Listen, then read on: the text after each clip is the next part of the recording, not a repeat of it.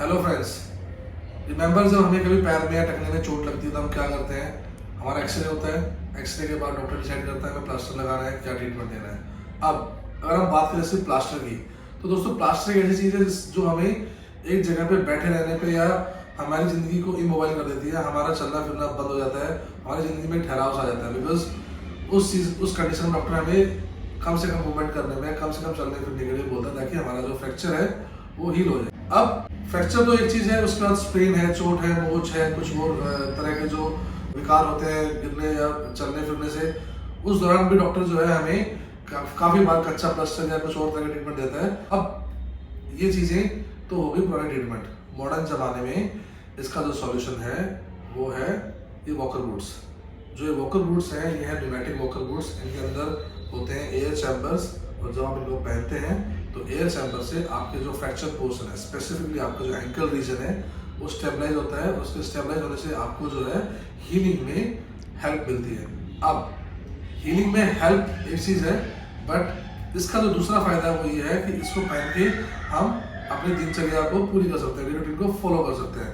अब आपको मैं दिखाऊंगा कि वॉकर बूट को कैसे पहनते हैं और उसको कैसे यूज करते हैं। मेरा साइज जो है शू नंबर वो 10 है, तो मेरे को आएगा लार्ज वॉकर बूट। इसके हमने ये स्टेप्स मैंने ऑलरेडी हटा दिए थे। जैसे ये स्टेप्स आते हैं तो मैंने स्टेप्स को हटाया, फ्लैप को हटाया। अब मैं जेंटली जो है जो इसके अंदर का जो ये पैडिंग है इसको हटाऊंगा। वॉकर बूट को रखूंगा मैं नीचे और अपना पैर इसमें प्लेस करूंगा जेंटली इस तरह से। जब मैं इसमें अपना पैर प्लेस करूंगा तो मेरा पैर जो है वो एंड तक, जो मेरी एड़ी है वो शू के एंड पोर्शन तक जानी चाहिए। अब मैंने अपना पैर प्लेस किया, मैंने शू रैप को दोबारा से रैप किया और ये मेरा शू रैप अच्छे से रैप हो गया। प्लास्टिक फ्लैप को मैंने दोबारा से वापस इस पर प्लेस किया, वेलक्रो स्ट्रैप को टाई किया अच्छे से।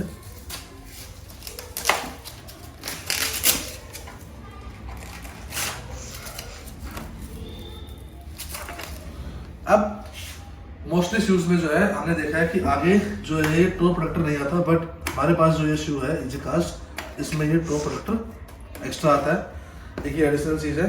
प्लस इसमें जो है जो एयर चैम्बर्स हैं वो, अगर आप ब्लैक कलर देखेंगे तो यहाँ पे एक एयर चैम्बर है और दूसरा एयर चैम्बर यहाँ पर है, यानी कि हमारे दोनों एंकल्स के अराउंड इसमें एयर चैम्बर है।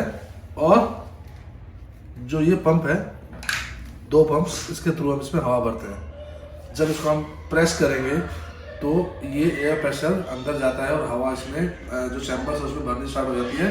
That's how we call them air boots और एयर कास्ट बूट्स और एयर शूज और एयर वॉकर बूट्स। बहुत सारे नाम है। अब आपको दिखाता हूँ कैसे इसमें हवा भरते हैं।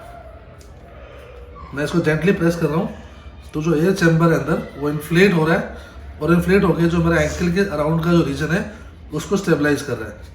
I can feel a proper pressure on my ankle because जो चैम्बर है उसमें हवा भर रही है। अब ये 15-20 पुश के बाद मेरा जो एंकल है वो दोनों तरफ से एयर चैम्बर से इंटैक्ट हो गया है, एकदम अच्छा टाइट हो गया है, और मेरा एंकल जॉइंट जो है वो स्टेबलाइज हो गया है।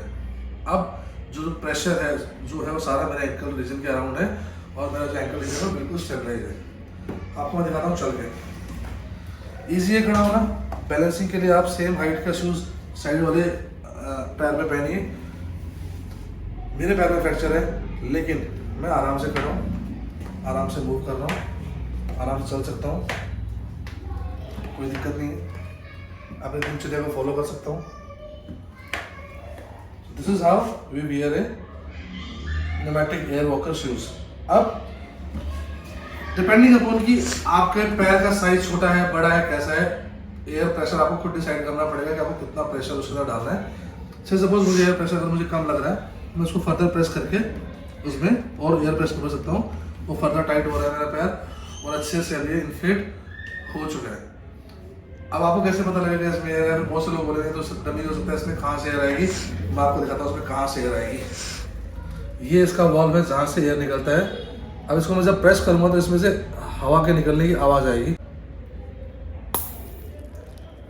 ये एयर प्रेशर रिलीज हुआ एक चैम्बर का, और अभी जो दूसरा चैम्बर है उसका मैं आपको एयर प्रेशर रिलीज करके दिखाता हूँ। ये जो आवाज़ आई फिश की, इससे दोनों चैम्बर्स का जो एयर प्रेशर है वो रिलीज हो चुका है। सिंपली जब आप रात को सोने जा रहे हैं, एयर प्रेशर को रिलीज कीजिए, रिकैप कीजिए, फ्लैप को हटाइए,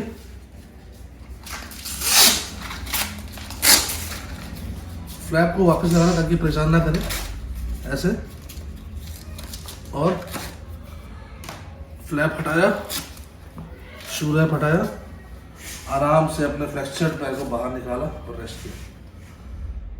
ये एक इजी और कन्वीनियंट तरीका है आपके रूटीन को फॉलो करने का जब आपके पैर में कोई भी स्ट्रेन, स्ट्रेन या फ्रैक्चर हो गया है तब। अब बात आती है अगर आपके पैर में कोई प्लेट डली हुई है बिकॉज ऑफ फ्रैक्चर या रॉड डली हुई है, तब आप अपने पैर को एक्स्ट्रा स्टेबिलिटी कैसे दे सकते हैं। तो नॉर्मल कंडीशन में मैंने पहना था 11 इंच का शूज़ की जो हाइट हुआ है 11 इंच, बट अगर आपको ज़्यादा स्टेबिलिटी चाहिए टिल योर नी रीज़न, तो आप पहन सकते हैं 17 इंच का शूज़। अगर आपके पैर में प्लेटिंग है, नेलिंग है, तो उस दौरान 17 इंच का जो शूज़ है वो ज़्यादा स्टेबल रखता है आपके पैर को, और पर्टिकुलर कंडीशन में ही रिकमेंडेड है। अदरवाइज नॉर्मल एंकल फ्रैक्चर्स के लिए, स्प्रेन के लिए, स्ट्रेन के लिए आप उस दौरान आप इसको यूज़ कर सकते हैं 11 इंच के शूज़ को। बहुत ही कन्वीनियंट, बहुत ही इकोनॉमिकल, बहुत ही अफोर्डेबल जो है ये सॉल्यूशन है for this kind of problems. और सबसे अच्छी चीज़ है कि आपको मोबाइल लगता है, आप कहीं भी आइए, बाहर भीतर कोई प्रॉब्लम नहीं, अपने डायरेक्टिव को फॉलो कीजिए, ये आपको आपका डायरेक्टिव फॉलो करने में बहुत हेल्प करता है। तो I hope this kind of products और this kind of solutions are gonna make your life easy during fractures, during those tough times जब आपके पैर में चोट लगी और आप मोबाइल है। ये चीज़ आपको बहुत हेल्प करने वाली है। Thank you so much for watching friends, I hope this will help.